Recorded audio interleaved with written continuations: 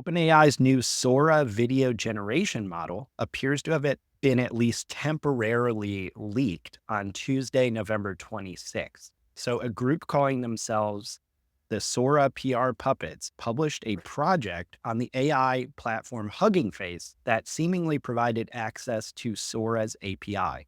This had not yet been officially released to the public, and the leak actually allowed users to generate 10-second videos in 1080p resolution simply by typing text descriptions. Several users appear to have created and shared videos bearing OpenAI's watermark before access was revoked just a couple hours later. What's really interesting here, though, is the motivation behind this leak.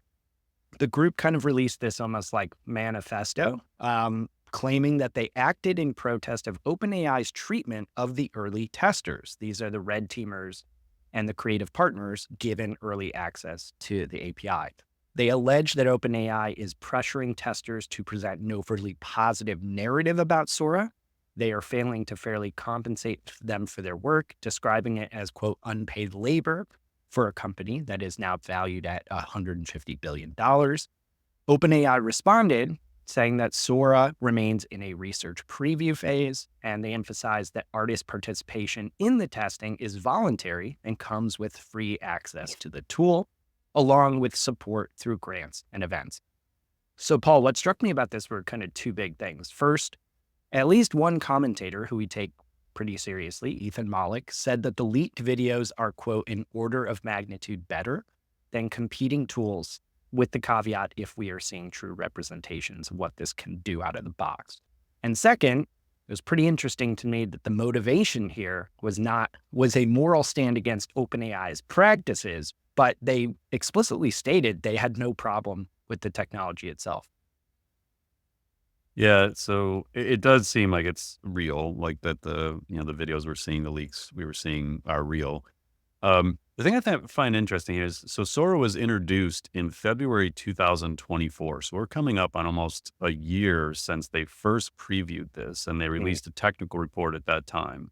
And so in the February 2024 blog post from OpenAI, they said, we're teaching AI to understand and simulate the physical world in motion with the goal of training models that help people solve problems that require real-world interaction. Sora is a text-to-video model, can generate videos up to a minute long while maintaining visual quality and adherence to the user's prompt. Today, this is again February of 24, Sora is becoming available to red teamers to assess critical areas for harms and risks. We're also granting access to a number of visual artists, designers, and filmmakers to gain feedback on how to advance the model to become most helpful for creative professionals. We're sharing our research progress early to start working with and getting feedback from people outside of OpenAI and give the public a sense of what AI capabilities are on the horizon. There was, we talked about Mira Murati, the CTO who left, that Sora, it was rumored, was part of the friction of her leaving, whether she was against the release of it or, things just weren't going as planned, but that was supposedly one of the friction points. I don't know. Like, I think this is going to be a really big deal. I still think that there's, when you see these amazing previews, like even Runway, we big fan of Runway and their Gen 3 technology with, their video production. I just think it's all misleading. Like, I think people see these demos and think, oh my gosh, we're there. We're going to be able to create 1 minute long videos with a simple text prompts.